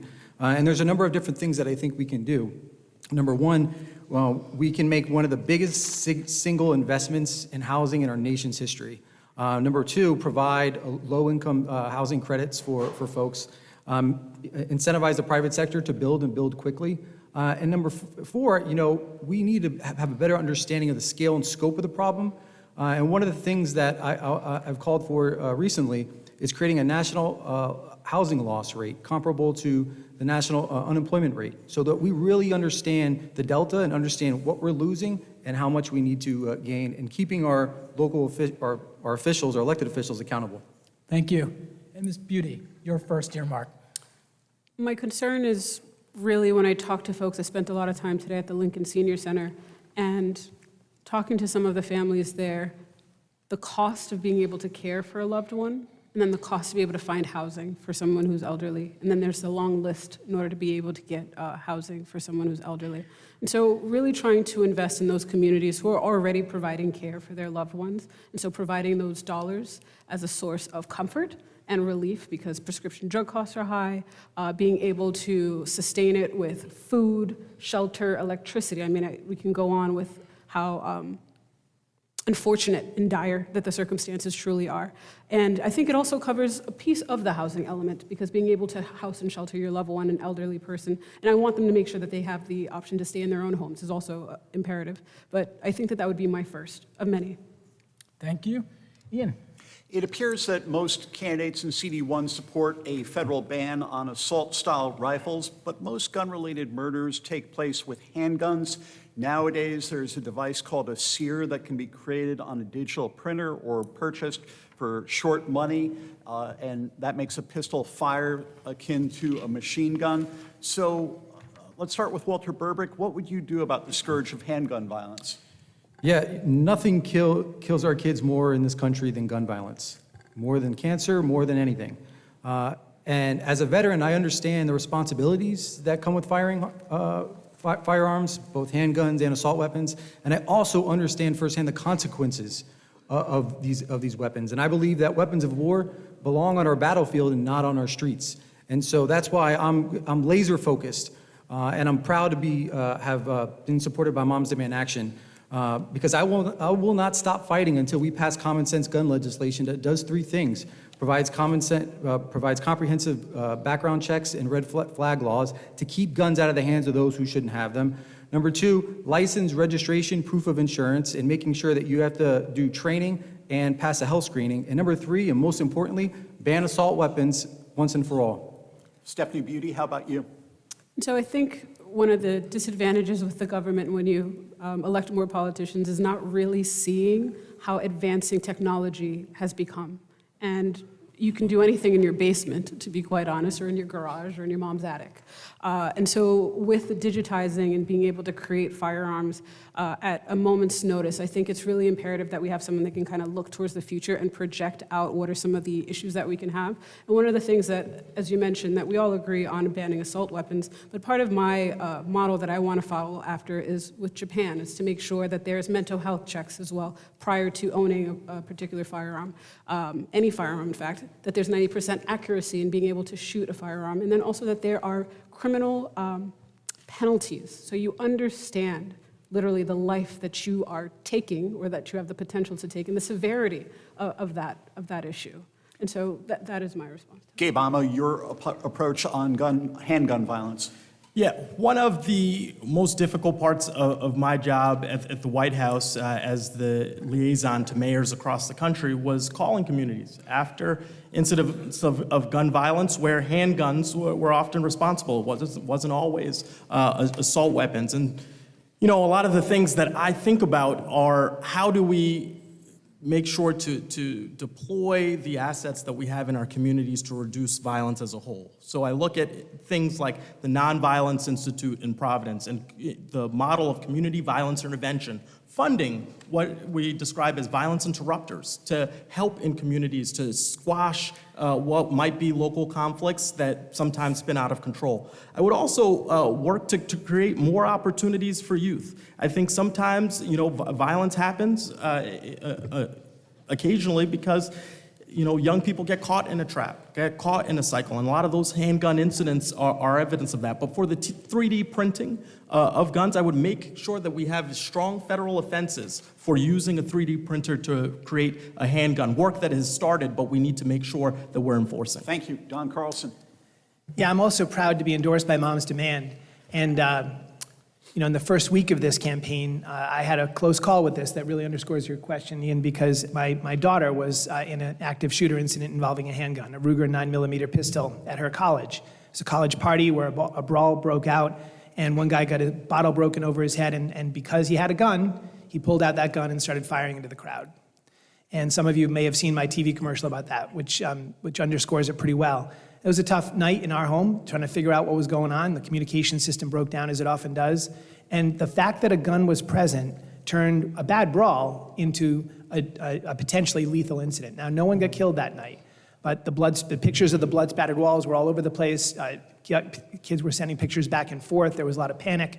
So that one hit close to home. I think it's time to end this, and it's time to pass common sense gun laws that stop this, that restore liability for gun manufacturers, and that lift the federal ban on research of guns as a public health menace, so that we can figure out what we can do to end this. Other countries have done this, we can do it too. Sandra Cano. So gun violence affects me directly. I came from Colombia under political asylum because my dad got kidnapped there. So I know the suffering that families go when gun violence really exists and affects regular families. I would say that as a state legislator, I have already stand strongly on gun safety reform here in Rhode Island. We need to do way more. But we have done legislation already with Moms Demand Action, Rhode Island Coalition Against Violence, the Non-Violence Institute, all together working to get common sense gun safety legislation to protect our communities. So I do believe that Gabe is right. We need to invest in programs and partnerships with those organizations that provide support to our youth and our communities that really need the support of people that really is spreading peace and tactics instead of having conflict arising in communities. And lastly, mental health support, I think, is also very important. Thank you. Yes. And one more, we'll go to 45 seconds for these answers to move through it. Former Rep. Jim Langevin was extremely critical of President Biden for removing troops from Afghanistan when he did, and the nature of the withdrawal. Do you think that the president was right to pull troops out when he did after 2 decades? We'll go first to Don Carlson. Yes, I do. It's never easy to end a war, and the 2 wars that we were fighting in Iraq and Afghanistan were becoming forever wars that put a tremendous drain on our resources as a country, and even worse, put our people in harm's way, caused a lot of death and a lot of suffering in that part of the world. So President Biden promised to end those wars, and he did. And he withdrew our troops from Afghanistan in the best way that we could do it at that time. Sure, maybe it wasn't flawless, maybe it could have been executed better, but that's 2020 hindsight from a Monday morning quarterback. And I feel like his commitment to fulfill his promise was really important, and he followed through on it, and he got the job done. So we no longer are in that war, and that's a blessing for us and a blessing for Afghanistan and for the world. Sandra Cano, the pullout was described as a disaster. Do you think it was still right to do it? Absolutely, I think so. I support President Biden's retrieval of the troops. I think that we fought really hard and support Afghanistan at that time, and it was the right time for us to bring our troops home, and that's why we are no longer in that war. So I supported his decision. Should we have left sooner? Probably. Mr. Burbrick, next. What do you think about the way the Afghanistan withdrawal went? Well, that's a different question. Well, sorry, was he right to, was the president right to pull out? So I agree that I agree in pulling out. I don't agree in the way in which he did it. It wasn't strategic, it wasn't smart. We did it in months where the fighting is high, and we left behind a lot of really good people that worked with us, and we turned our back on them. And we have an obligation to make sure that we can do all that we can, to open our home to them if in the case that they're looking for, for asylum here. But it is important that we have end those endless wars in Iraq and Afghanistan. For I spent 10 years in the Navy as an intelligence officer supporting folks on the ground over in Iraq and Afghanistan, and my brother spent 2 tours in Iraq, 2 in Afghanistan, and it's important that we wrap those wars up and now focus on the new threat and the emerging threat, both with China and the most urgent Thank one you. with Russia. Thank you, that's time. And Stephanie Beauty, what do you think about the timing of the withdrawal? Was it too soon or not soon enough? So I disagree with Carlson and Kano. I think that it was irresponsibly done. We have actually a large Afghani population here in Rhode Island that we're sheltering. I was at the refugee center that is owned and operated by Dr. Omar Ba, and talking to one of the folks who survived that. He was able to leave because he was with the soldier at the time, but his family is there. And his family is literally in jeopardy because of the Taliban, just trying to target anyone who was there as an aid to our Rhode Islanders and to our U.S. Military. And I think it's unfortunate, and it's mainly because when you have folks in positions that make rush to judgment decisions because of political aspirations and want to kind of check off a box and not really be strategic about the ripple effect. And so that is disappointing, and I don't think he did it well. Should we have left before that? Yes, within a strategic manner that we should have. Should we have been there before to begin with? No. Thank you, that's time. And Gabe Amo, what do you think? Did we leave too soon, too hastily, or not soon enough? I think we probably should have left sooner, and I know the appearances on TV showed a withdrawal that did not look organized, and I don't have a full knowledge of the intelligence that drove those decisions, but I will say it was time for that war to end. When I served in the White House as a liaison to cities and mayors across this country, one of the roles I played was calling mayors across this country, asking them to be home to Afghans who are coming over from their homeland to start anew here. And seeing what they've been able to achieve in cities across America is a testament to the resilience of the people, and I hope that we can help as many of their families as possible. Thank you. All right. I just want to take a moment here, a quick break, just to remind the folks who are listening or watching at home that you are listening to a special live broadcast and digital stream of our 2023 Special Election Forum, a partnership between the Providence Journal, the Public's Radio, Rhode Island PBS, and Rhode Island College. We are broadcasting live from Rhode Island College on 89.3 FM and streaming at theprovidencejournal.com. Now, let's go to the fun part. We go to the rapid fire segment. We are looking for very brief answers, please. One-word answers, yes or no. In many cases, you have a limited amount of time. I'm going to turn it over now. Patrick will kick us off with the first question. All right, and I'll bring some back from the first hour, some new. We'll start off down at the far end. Gabe Amo, should we ban gas stoves in new houses? No. Stephanie Beauty. No. Walter Burbrick. No. Sandra Cano. No. Don No, I'll make it Carlson. unanimous, no. Rank choice, and then reverse order. Don Carlson, ranked choice voting. Would it be better if we were using that for this race? That Oh, system? boy, I think so. I asked the speaker to do it. I called him up one day and asked him if we could do it as an experimental basis in this election, because it's a one-off, right? What did he So you say? can only screw up one Quickly, thing. what did he say? He said, no way. It's a short conversation. Sandra Cano. I think it's a perfect example with 12 candidates that ranked choice would have been helpful in this election. Walter Burbrick. I think as a state, we should certainly give it some serious thought. Is that yes or no? Yeah, yes, why not? Stephanie Beauty. That answer, Walter. How do I follow that? I think that we need to pass it. I believe that there's legislation there, and so with all the endorsements and all of that, hopefully everyone can get together and pass it. And Gabe Amo. Yes, I'm so glad that there are people mobilizing on this topic, and let's get it done. And heading back the other way, should all student debt be canceled for all borrowers who have student debt? Yes or no? Gabe Amo. No, I don't think all student debt. I do think that there are certain fields, whether it's teaching, other critical industries, absolve all of it, and then we need to forgive as much as possible. Lightning round. Yes, Stephanie Beauty. I would say yes, how to pay for it, remove the tax breaks for fossil fuel industry, so that way you can pay that, so that is my Walter answer. Burbrick. No, we need to stop putting a Band-Aid on this problem and get down to the root of the problem, and that's the control, that's the price of education. We need to put, I think we need to put a cap on it. Don't know what the number is, but we need to think hard about it. Sandra Cano. No, and I think I need to agree with Walter. We need to make sure that education is affordable for all Americans, regardless of where they come from, zip code. And so I'm happy that I've been working on those policies here in Rhode Island.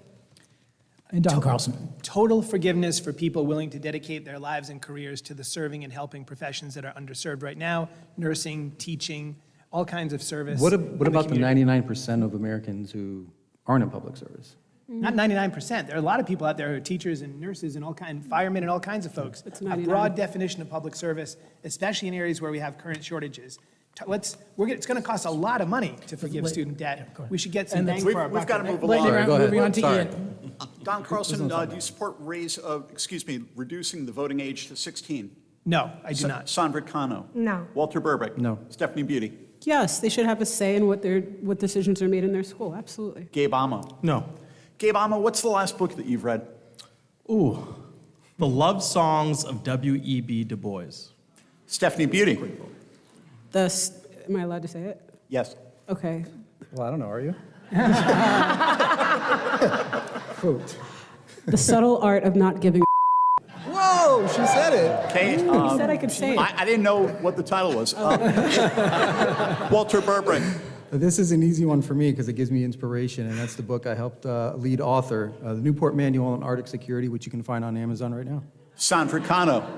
So I just read it last night, The Three Little Pigs. No, in all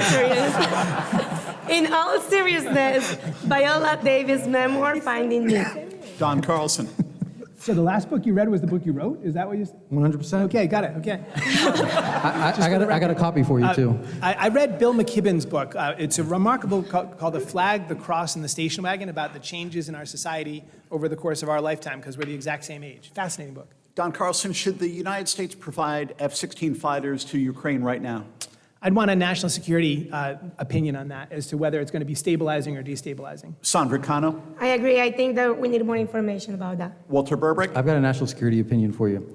So the answer is yes, because they need the capabilities to maintain air power so that they can achieve the conditions on the ground. Stephanie Beauty? Well, I will refer to the national security expert here, and I will right. second that. Gabe Amo? From what I've read, but I'm just going to plus one on Walter as well. Before we go back to Patrick, Gabe Amo, what letter grade would you give to Governor McKee for his job performance? I think it's very much an incomplete. He's in the middle of the work. I think that's a reflective decision. There's a whole lot to get done, and when I get to Congress, I look forward to working with him to get those things done with help from the federal government. Stephanie Beauty? I don't think it's fair. I mean, to be quite honest, he hasn't really had a full-time lieutenant governor, so it wouldn't be fair. Walter Burbrick? It's hard for me to put a letter grade on it because of the housing problem, the education problem, the infrastructure problem. We've got a lot of problems. They still haven't been solved, but I think we're making progress, and I look forward to hopefully working with them. Sandra Cano? So work in progress. I think Governor McKee hasn't completed his job, so I will be looking forward to continue working as a state legislator or as a member of Congress. I think that is important. Don Carlson?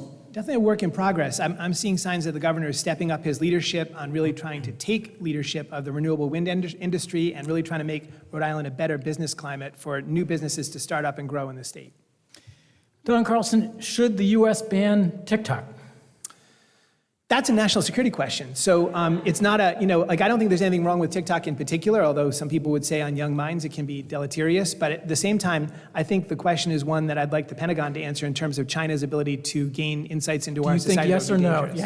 You had to say now. So right now I'm going to say no because I don't have the information to say yes. Sandra But I'm Cano. open to it. So I think that we need to make sure that we have information about our data protection, especially through apps like that. So I would say no for now, but I would look forward to get more information about that. Walter Burbrick. Yeah, it should be on the table for sure, but I think we need to better understand the economic, political, social security implications of doing so. Stephanie Beauty, TikTok. So I think we do. It's owned by China. The way that folks provide information, outsource information, they can feed information to us. And so as someone with a technical background, I would absolutely ban TikTok. And Gabe Amo. I need to know more. I'm glad that the voter age isn't 16, so I know a lot of their users are young. But no, seriously, I don't think I'd ban it now, but I would look hard at that as an option. And to you, Gabe, should the U.S. Pursue more nuclear power or less in its decarbonization effort? I think we have to be very careful. I would stay where we are. Stephanie Beauty? No, I don't think we should push some more. Walter Burbrick? We need to have a clean energy economy, diversify our clean energy, which includes nuclear. Sandra Cano? Let's stay where we are. Clean economy is important. So yes. Right now, let's stay where we are. Same. And You know, Don the Carlson. Navy has had scores of nuclear reactors in safe operation for scores of years. I think we have a lot to learn about cool new things in decentralized nuclear power that's much smaller scale and much safer. And if elected, what's the first foreign country that you would want to visit in your official capacity? Don Carlson. So I promised my mom that we would go to the Azores because we discovered a few months ago, actually in the first month of the campaign, that we're Portuguese. We did some DNA testing and discovered we're Portuguese. So her father actually came from the Azores, so I promised her I'd take her there. Sandra Cano, what country? I would love to go to Ukraine, to be honest with you, just to see how things are going there. So if I have the opportunity, I would definitely go there. Walter Burbrick. I've had the opportunity to travel across the world, India, to Iceland, to Greenland. But right now, I'd want to go to Russia to sit down with Putin and the rest of the folks and try to end this war. Stephanie Beauty. You took my answer. I thought I was the toughest one on the stage here. I as well have traveled a great deal, and one of the places I was actually supposed to go this summer was to go to Israel with Avi Nevel to talk about the technology and the work that they're doing there. So Israel. And Gabe Amo. I would say a country in West Africa, maybe Ghana. I've been. It's nice, Gabe. You should go. I've been twice. It's where my father was born, but in fact, I think as we look at our strategic positioning, the continent of Africa is incredibly important. All right, we're short on time here, so a few more yes or no, please, and then we go to closing statements. Gabe Amo, is there any chance that you will drop out before September 5th and throw your support to a different candidate? Absolutely not. Stephanie Beauty, any chance of that for you? Oh, no. Walter Burbrick? No, sir. Sandra Cano? We're building momentum now. Don Carlson? On the march, no way. Don Carlson, do you support statehood for Washington, D.C.? I do. It's about time. They're American citizens. They should have a vote. Sandra Cano? I agree. Walter Burbrick? Yes, and Puerto Rico. Stephanie Beauty? Yes, and Puerto Rico. Gabe Amo? D.C. and Puerto Rico, too. Me too, Puerto Rico too. Gabe Amo, did the Biden administration move too slowly in responding to inflation?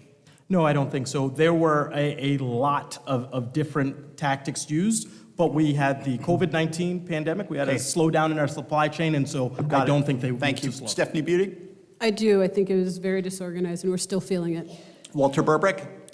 Yes, and we still haven't tackled inflation totally, and we need to continue working on it. Sandra Cano? I think we need to do better about price gouging and making sure that our families really don't get the effects of the inflation. Yes. Don Carlson?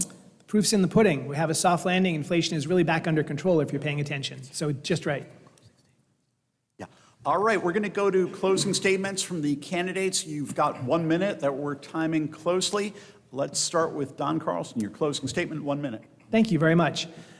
You have a big choice ahead of you, and I think the way to think about that choice is which of those of us up on the stage, including the panel that was here before, best aligns with your values and also best aligns with your vision for the future of Rhode Island, and who could make you proud to represent you. So what distinguishes me from the rest of the candidates is really my history and my qualifications. I'm the only one of us that's actually served in the House of Representatives, the job we're interviewing for.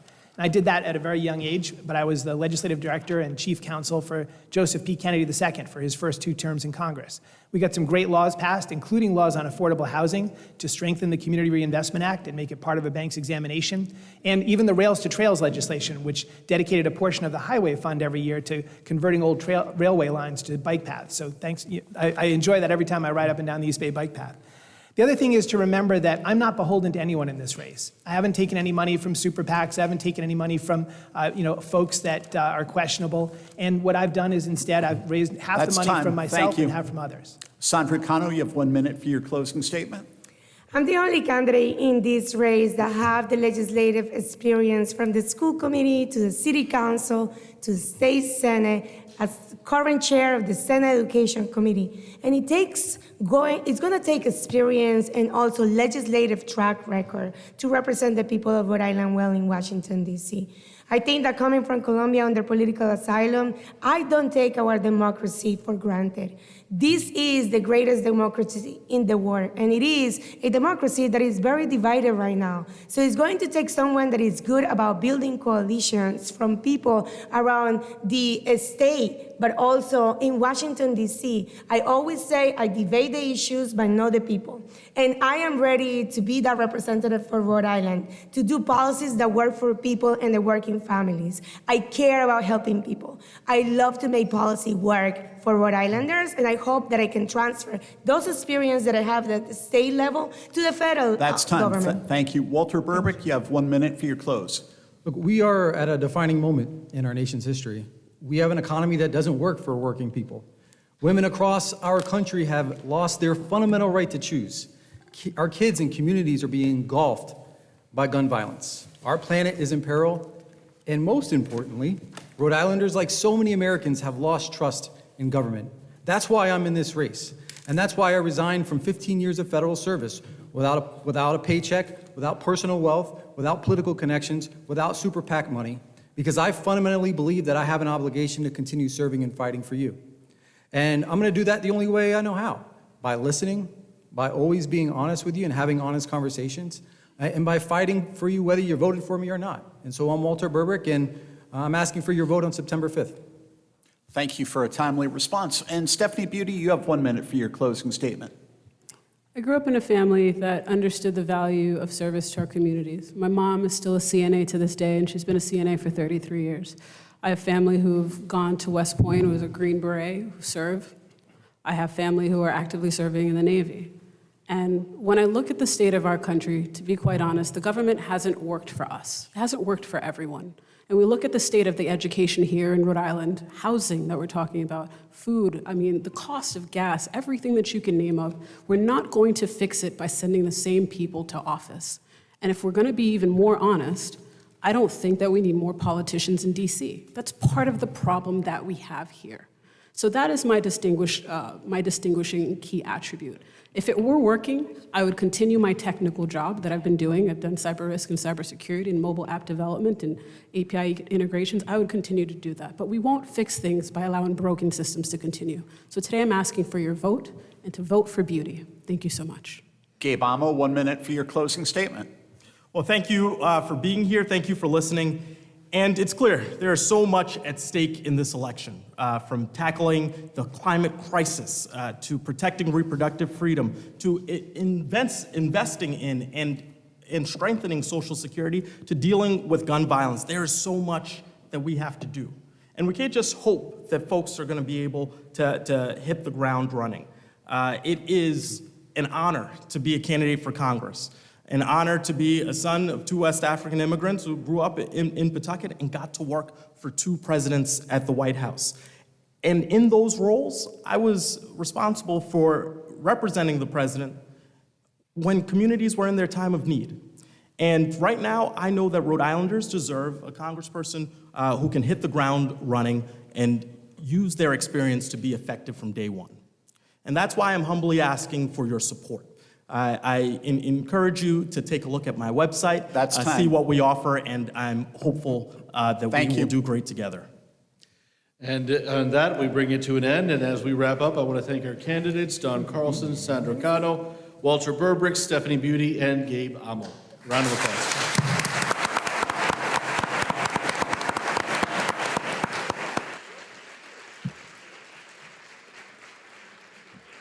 And thank you again to our audience, especially to our community members who submitted questions for tonight. Thanks again to you for listening to our candidate forum for Rhode Island's 2023 First Congressional District special election. This has been a production of the Public's Radio, the Providence Journal, Rhode Island PBS, and Rhode Island College.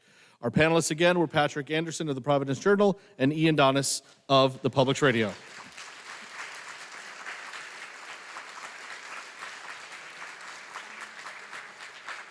A few other folks I want to thank. Again, our technical directors are Michael Kane and Jonathan Rosa. Our stage director is Nate Halda. Our editors are Marie Valindo and Tyler Pellegrino. Our community producers are Will Richmond and Maddie Mott. Our producer is Brianna Medina. Our chief content officer is Jan Boyd. Our directors are Sherry O'Rourke and Patty Federico. And our executive producer is Barbara Dury. I want to remind people, by the way, that Rhode Island PBS will post this forum on the Rhode Island PBS YouTube channel tomorrow if you want to go back and watch it. Thanks again for being here. I'm Luis Hernandez. Have a wonderful evening.